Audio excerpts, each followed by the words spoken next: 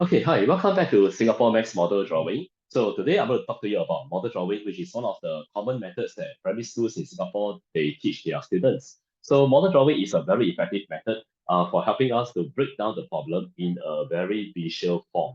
So when students look at the visual form of the model drawing, they will be able to see clearly how to solve the problem. So I'm going to show you how to draw out the problem and how to use the model to work out the steps to get the answer effectively. So let's look at this example. Now, at a community event, there were some children and 56 adults.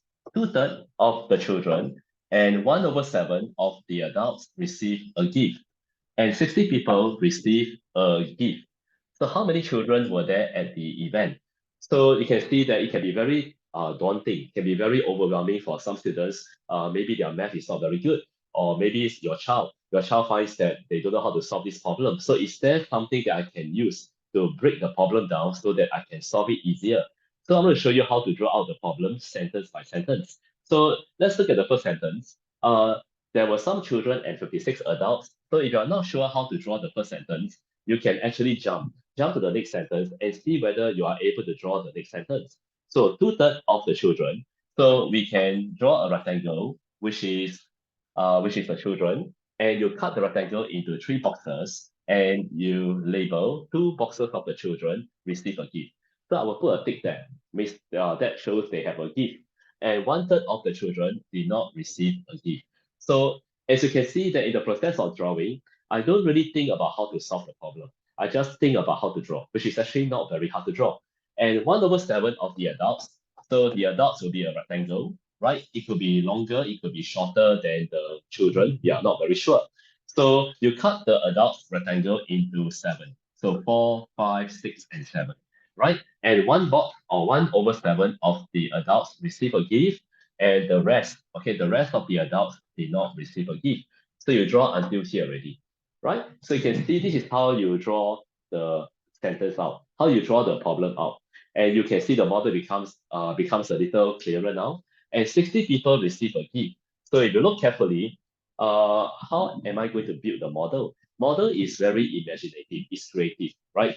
There's no fixed way to draw the model. You have to just use your imagination to build your model. So if there are 60 people who receive a gift, then what I will do is I will just do something like this. All right, so it's very creative, right?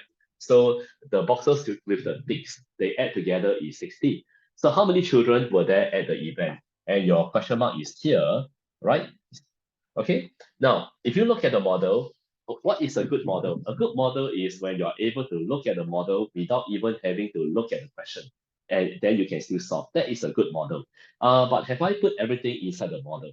Because if something is missing, if we did not put the information, the key values and the important information onto the model, we find that we get stuck in the model drawing. So have we put everything in the model? So you look at the question, there is a number that we did not put inside the model, which is 56 adults. So which means that this entire rectangle, which is the adult, must be 56, right? Okay, so now we have put everything in the model already. So can we solve it without looking at the question? Yes, we can. So you look at the model and you can see very clearly the adults have seven boxes, right? So you take 56 divided by 7 and you will get 8, right? 8. Every box is 8.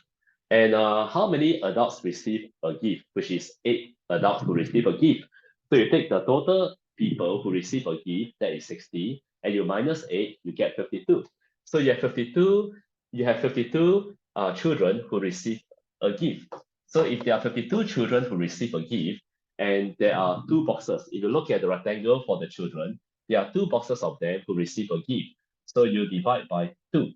52 divided by 2, you will get 26. So every box is 26. So how many children are there?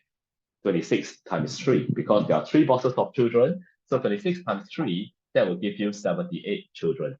So you can see that this is a very good example of how we use model to solve the problem more effectively. Because without the model, it's going to be very challenging for some students, right? So this is how we break the problem down by drawing out the centers one by one.